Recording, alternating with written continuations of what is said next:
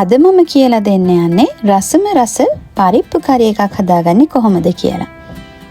ඉතින් මම පාවිච්චි කරන්නේ මයිසූර් පරිප්පු.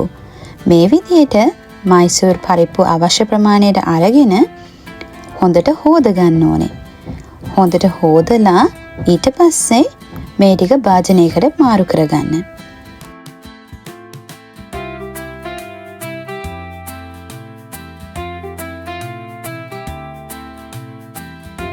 ලුණු රස අණු එකතු කරන්න. ඊට පස්සේ කහ චුට්ටක් එකතු කරන්න.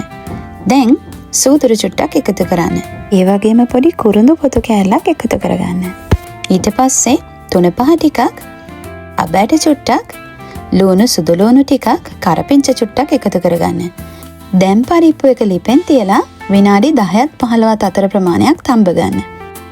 විනාඩි 15කට පස්සේ ටික හොඳට තැම්බිලා නම් පොල් කිරි චුට්ටක් එකතු කරන්න.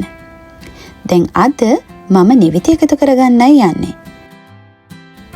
ඉතින් මේ නිවිති නම් මගේ ගාඩන් එකෙන්ම කඩාගත්ත නිවිති.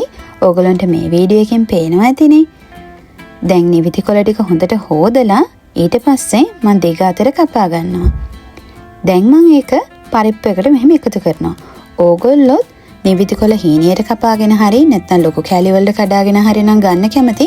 ඒ කැමති විදියට නිවිති කොළ ටික ලෑස්ති කරලා පරිප්පු එකට දාගන්න.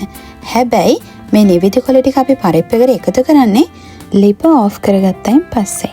මොකද එතකොට නිවිති කොළ ටික ඕවර් කුක් වෙන්නෙත් නැහැ. පරිප්පු එකටත් හොඳට නිවිති කොළ වල ගුණ උරා ගන්නවා. ඉතින් මේ පරිප්පු එක ඕගොල්ලොත් හදලා කොහොමද කියලා මාත් එක්ක ෂෙයා කරගන්නකෝ.